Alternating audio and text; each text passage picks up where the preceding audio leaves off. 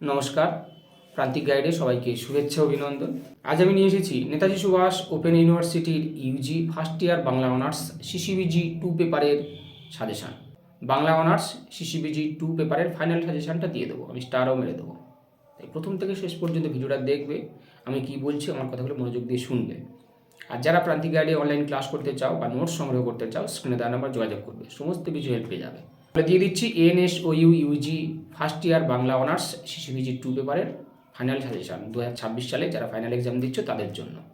কোশ্চেনে কিন্তু লেখা থাকবে 24-25 এই সমস্ত সালগুলো লেখা থাকবে, কিন্তু পরীক্ষা দিচ্ছ 26-এ, তাই 26-এর সাজেশানটা নিয়ে নাও, সংগ্রহ করো। এই পেপারে রয়েছে ভাষাতত্ত্ব, লিঙ্গুইস্টিক পেপার, খুব ডিফিকাল্ট এই পেপারটা। আমি ফার্স্ট পেপারে সাজেশান দিয়েছি, যেগুলো দিয়েছি সেগুলোই পড়বে, ওগুলোই সংগ্রহ করো। আজকে দিয়ে দিচ্ছি সিসিবিজি 2, এই পেপারে রয়েছে ভাষাতত্ত্ব, লিঙ্গুইস্টিক। 10-5 কোশ্চেন প্যাটার্ন তোমরা জানো, আমি আগেও বলেছি। লিখে নাও, দেখো 10 নম্বরের জন্য 300 শব্দ, 5 নম্বরের জন্য তাহলে 200 শব্দ। আর এই পেপারে কেউ পৃষ্ঠাগুলো নোটস লিখতে যাবে না, যতটুকু জানো ঠিক ততটুকুই লিখবে, বেশি কেউ হিজিবিজি লিখবে না। তবে টার্গেট থাকবে 50 নম্বর অ্যান্সার করবো, 50-এর 50 লিখে আসবো।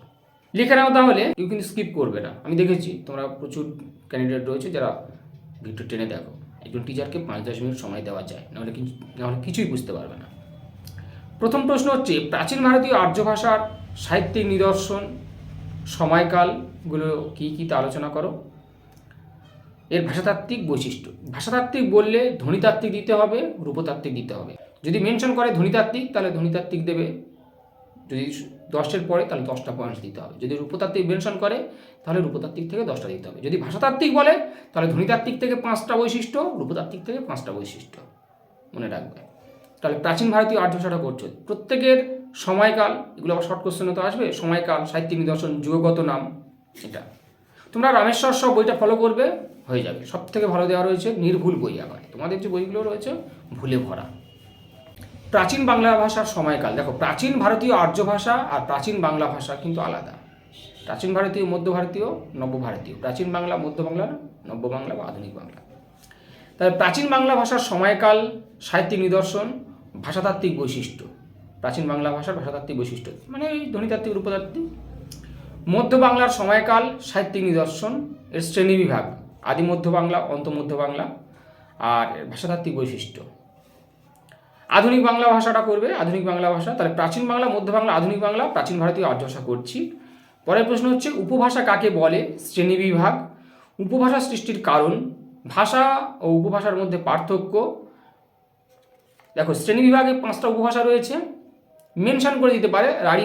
রাঢ়ী উপভাষার বৈশিষ্ট্য লেখো, বঙ্গালী উপভাষার বৈশিষ্ট্য। তাই 5টা সবকটা মুখস্থ করতে হবে, কারণ ক্যালকাটা বা নেতাজি এটা দেখা গিয়েছে যে মেনশন করে দেয় অনেক সময়। যদি যে কোনো একটি বলে তো তাহলে তো কোনো ব্যাপার নয়, তাহলে তার ভাষাতাত্ত্বিক বৈশিষ্ট্য অর্থাৎ ধ্বনিতাত্ত্বিক দেবো 5টা, রূপতাত্ত্বিক দেবো 5টা। যদি মেনশন করে তখন কিন্তু বিপদ। তাই অবশ্যই আমি মনে করি 5টাই মুখস্থ করে রাখো, দেখবে তোমাদের 10-এও আসবে, 5-এও আসবে।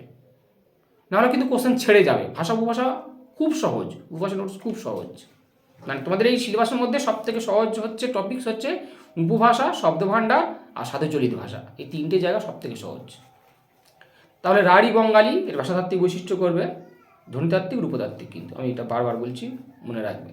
তাহলে উপভাষা কাকে বলে, এর শ্রেণীবিভাগ, উপভাষা সৃষ্টির কারণ, ভাষা উপভাষার পার্থক্য, রাঢ়ী বঙ্গালী, ভাষাতাত্ত্বিক বৈশিষ্ট্য। পরের প্রশ্ন, শব্দভাণ্ডার, খুব গুরুত্বপূর্ণ প্রশ্ন। শব্দভাণ্ডারে কিন্তু ডায়াগ্রাম দিতে হবে, খুব সহজ নোটস এটা। শব্দভাণ্ডারের সংক্ষিপ্ত পরিচয় দাও, ডায়াগ্রাম অবশ্যই দিতে হবে। যদি ডায়াগ্রাম দাও তাহলে 10-এর মধ্যে 7-8 পাবে। ডায়াগ্রাম না দিলে যতই ভালো লেখো না কেন 5 পাবে, 4-5 পাবে।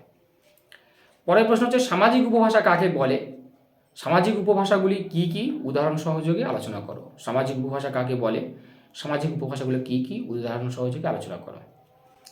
সাধু ও চলিত ভাষার পার্থক্য আলোচনা করো। সাধু ও চলিত ভাষা ব্যবহারের ইতিহাস সংক্ষিপ্ত আকারে বর্ণনা করো। এটা খুব সহজ, তাই এটা একটু দেখে যাও, পড়ে যাও, কারণ তোমাদের কোশ্চেন কিন্তু রিপিট হয়, এটা মাথায় রাখবে, রিপিট হয়।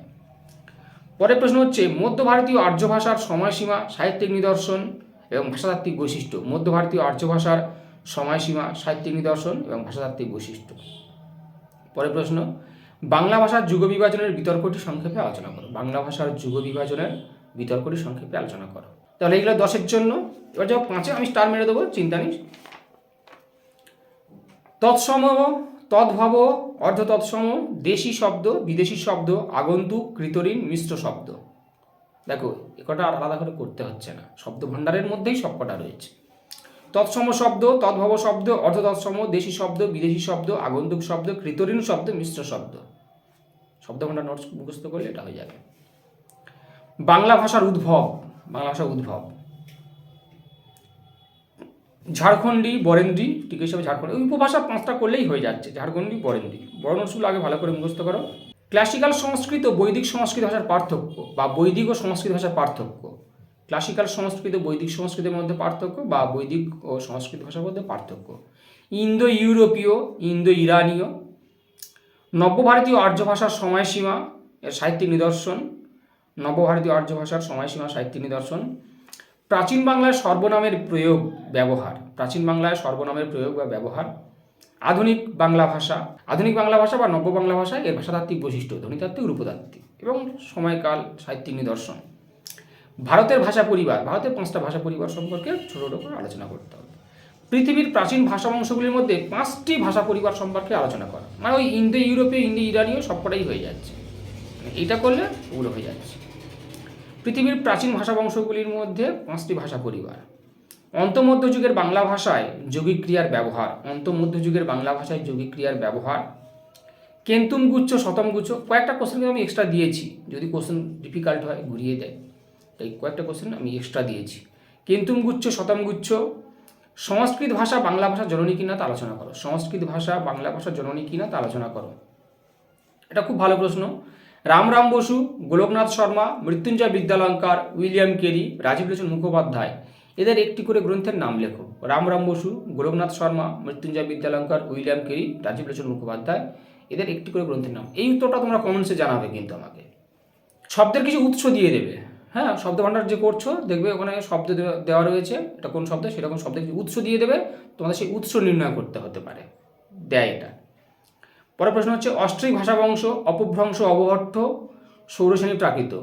সৌরসেনী প্রাকৃত, অস্ট্রিক ভাষাবংশ, অপভ্রংশ, অবহট্ঠ। এবারে স্টার মারার পালা, স্টার মেরে নাও। স্টার মারবে বেশি করে, সুপারস্টার মারবে প্রাচীন ভারতীয় আর্য ভাষার সাহিত্যিক নিদর্শন এবং ভাষাতাত্ত্বিক বৈশিষ্ট্য, ধ্বনিতাত্ত্বিক, রূপতাত্ত্বিক, তাহলে প্রাচীন ভারতীয় আর্য ভাষার স্টার মারবে। মধ্য বাংলা, মধ্য বাংলা, আদিমধ্য, অন্তমধ্য, এই শ্রেণীবিভাগ, তাহলে মধ্য বাংলার সময়কাল, সাহিত্যিক নিদর্শন, শ্রেণীবিভাগ, ভাষাতাত্ত্বিক বৈশিষ্ট্য, ধ্বনিতাত্ত্বিক, রূপতাত্ত্বিক। উপভাষা স্টার মারবে, উপভাষা কাকে বলে, শ্রেণীবিভাগ, উপভাষা সৃষ্টির কারণ, ভাষা উপভাষার পার্থক্য, রাঢ়ী, বঙ্গালী, ভাষাতাত্ত্বিক, মানে 5টা শ্রেণীবিভাগ সবকটাই করতে হবে কিন্তু, রাঢ়ী, বঙ্গালী, ঝাড়খণ্ডী, কামরূপী, বরেন্দ্রী। শব্দ ভাণ্ডার, এই কটা সুপারস্টার মারো, সুপারস্টার মারো। প্রাচীন ভারতীয় আর্য, মধ্য বাংলা, উপভাষা, শব্দ ভাণ্ডার, এই 4টে সুপারস্টার মারো। তারপরে বাংলা ভাষার যুগ বিভাজনের বিতর্ক, এটা স্টার মারবে। আর সামাজিক উপভাষা কাকে বলে, সামাজিক উপভাষাগুলো কী কী, উদাহরণসহ আলোচনা করো। এই কটা খুব ভালো করে মুখস্থ করো আগে, তারপরে অন্যগুলো করবে, বেশি বেশি স্টার মেরে নাও। এবার যখন 5-এর জন্য স্টার মারবে, তাহলে শব্দ ভাণ্ডার করলে ওটা হয়ে যাচ্ছে, যেহেতু তৎসম, তদ্ভব, অর্ধতৎসম, তাহলে ওটা স্টার মারছো। বাংলা ভাষার উদ্ভব, এটা স্টার মারবে। আর উপভাষার শ্রেণীবিভাগ সবকটাই করছো। নবভারতীয় আর্য ভাষার সময়সীমা, সাহিত্যিক নিদর্শন, এটা স্টার মারবে। পৃথিবীর প্রাচীন ভাষা বংশগুলির মধ্যে 5টি ভাষা পরিবার। অন্তমধ্যযুগের বাংলা ভাষায় যৌগিক ক্রিয়ার ব্যবহার, এই দুটো স্টার মারবে।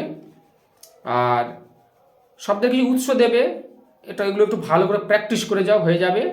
রামরাম বসু, গোলকনাথ শর্মা, মৃত্যুঞ্জয় বিদ্যালঙ্কার আর উইলিয়াম কেরি, রাজীব লোচন মুখোপাধ্যায়, এদের একটা করে গ্রন্থের নাম। তোমরা অবশ্যই কমেন্টস করে জানাও, উত্তরগুলো বলো, যদি সঠিক হয় তাহলে আমি হ্যাঁ বলবো, নাহলে উত্তরগুলো আমি বলে দেবো। এই কটা 5টা-6টা মোটামুটি বললাম, সুপারস্টার মেরে 5-এর জন্য পড়ো। তারপরে অল্প করে স্টার মেরে দেখে যাও প্রাচীন বাংলা সর্বনামের প্রয়োগ, ইন্দো ইউরোপীয়, ইন্দো ইরানীয়, ওটা তো হয়েই যাচ্ছে, পৃথিবীর ভাষা বংশগুলো করলে হয়ে যাচ্ছে। আর আধুনিক বাংলা ভাষা, ভারতের ভাষা পরিবার, এগুলো অল্প স্টার মারো, ঠিক আছে। ভারতের ভাষা পরিবার, আধুনিক বাংলা ভাষা আর বৈদিক সংস্কৃত ভাষার পার্থক্য বা ক্লাসিক্যাল সংস্কৃত, বৈদিক সংস্কৃতের পার্থক্য, এগুলো অল্প স্টার মেরে দেখে যাও।